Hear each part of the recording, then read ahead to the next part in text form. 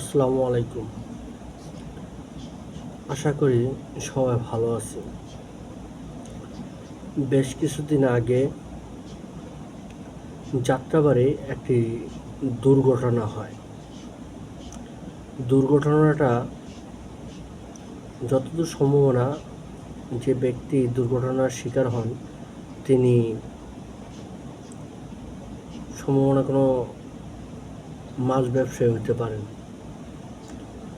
আমি যাত্রাবাড়ি দিয়ে যখন যাইতেছিলাম তখন এমন তো অবস্থায় দেখা যায় একটা লোক অ্যাক্সিডেন্ট হয়ে পড়ে রয়েছে ঠিক ফ্লাইওভারের নিচে আইল্যান্ডের পাশে, যাত্রাবাড়ির সিগন্যালের আগে।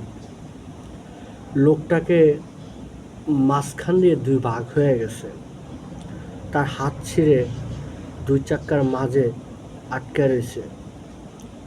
এমন তো অবস্থায় আমার সামনে একটি গাড়ি ছিল, সেই গাড়িটা দেখতে পাই। পরবর্তীতে আমি দেখতে পাই, সেখানে দেখতে পাওয়ার পরে আমি ট্রাফিক সিগন্যালে যেয়ে পুলিশকে খবর দিই যে একটা ডেড বডি পড়ে আছে। প্রাণ আরএফএল কোম্পানির দুইটা গাড়ি পালাপালি করে লোকটাকে অ্যাক্সিডেন্ট করছে।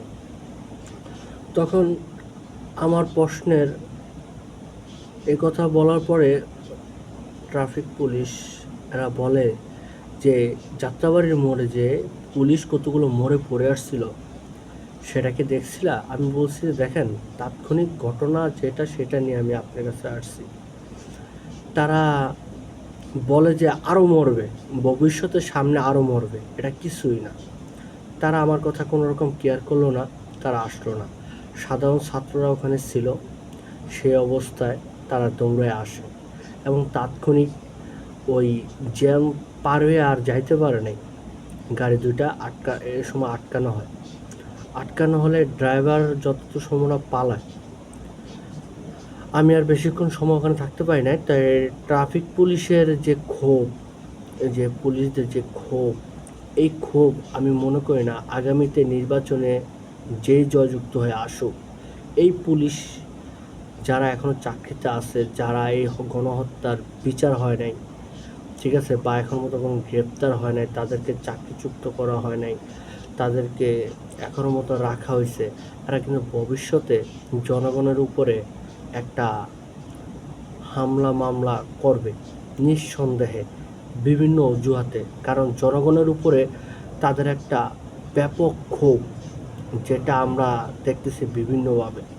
কারণ তার কথায় স্পষ্ট বোঝা যায় যে মানব কল্যাণের জন্য তারা আর কাজ করবে না, আগেও করে না, এখনও করবে না। এবং এই পুরনো প্রশাসন আমাদের জীবনের হুমকি হয়ে দাঁড়াবে নিঃসন্দেহে।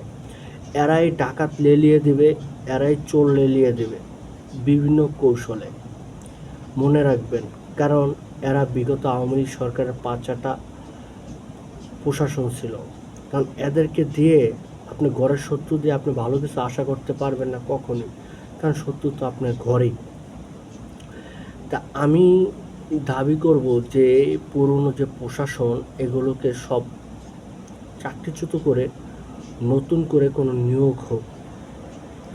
কারণ এন মানবিক লোক দরকার, অমানবিক কোনো লোক না। কারণ তারা কিন্তু ওই লাশের কাছে যেও দেখে নাই।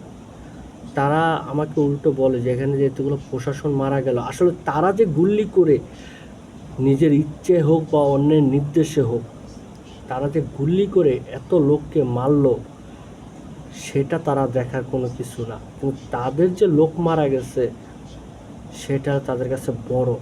তাহলে আমরাও কি জনগণ দাবি করতে পারি না যে আমাদের এতগুলো বাইকে হত্যা করা হলো এত সহজে?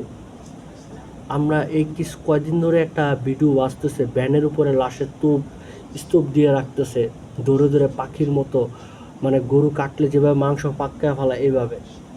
তো এগুলো কি?